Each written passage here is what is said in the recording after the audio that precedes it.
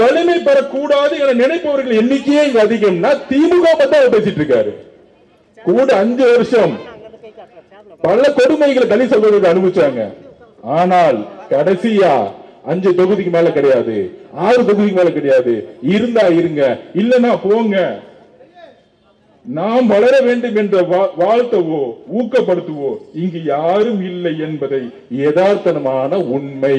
எவ்வளவு மன வலிமையோட அண்ணன் திருமாவளவன் இதை பேசியிருப்பாரு. இத எவ்வளவு அவர் கண்ணு கண்ணீர் மட்டும் நான் வரல, உங்களுக்காக வேங்கையை பட்சத்துக்காக கடுமையான விமர்சனங்களுக்கு உருவாக்கப்பட்டவர். கிட்டத்தட்ட 200 தனி சகோதரர்களுக்கு பல கொடுமைகள் நடந்திருக்கு. ஒவ்வொரு மாவட்டத்திலும் கொடியேற்றவரும் இல்ல, எல்லாத்துக்கும் உங்களோட நின்னாரு. ஒரு நண்பனா, ஒரு சகோதரனா. இன்னைக்கு திமுக கூட ஸ்டாலின் சார் நிற்பாரு.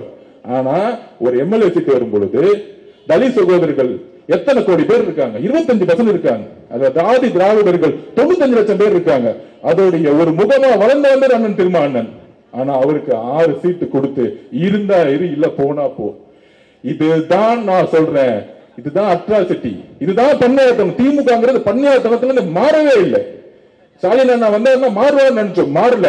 2011 அவங்க அப்பா கலைஞர் 10 தொகுதி விசிகே கொடுத்தாங்க. இன்னைக்கு 5 தொகுதிக்கு மேல கொடுக்க கூடாது, 6 தொகுதிக்கு மேல கொடுக்க கூடாதுன்னு சொல்றாங்கன்னா இவங்களுடைய பிரச்சனை என்னன்னு தெரிஞ்சா பண்ணையார்த்தனம். அவர் சொன்ன வார்த்தைகள் திருப்பி திருப்பி பதிவு பண்றேன்.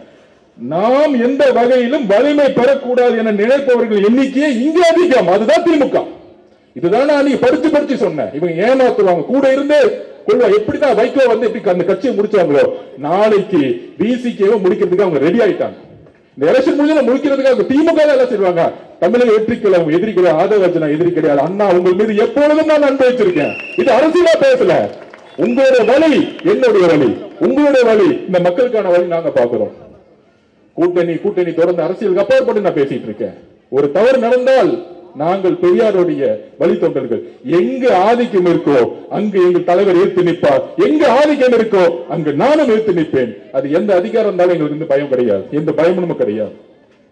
அப்ப திமுக கூடிய ஒவ்வொரு கட்சியும் இன்னைக்கு முடக்கி அம்மா பிரதமர் தாக்க வந்தாங்க. தேசிய முற்போக்கு கூட்டணி நல்ல கட்சி. ஆனால் பிஜேபியோட இத்தனை நாள் வந்தாங்களாம், கூடவே இருந்துட்டு அதிமுக கூட இருந்துட்டு வந்தாங்க. அவங்களுக்கு 34 எம்எல்ஏ கொண்ட ஒரு ராஜ்யசபா சீட்டு, அதிகமான தொகுதிகள் சைன் போட்டு முன்னாடியே முடிச்சிட்டாங்க. ஆனா இவங்களுக்காக கம்யூனிஸ்ட் தோழர்களும், இவங்களுக்காக ஜவஹர்லால் அண்ணனும், நம்மளுடைய திருமாவளவனும் எல்லோரும் இருந்து திமுகவுடைய எல்லா ஊழல்களுக்கும் எல்லா தவறுகளுக்கும் கூட இருந்து நாங்க தான் ஒரு ஜனநாயக ரீதியா பிஜேபி வரக்கூடாது நாங்க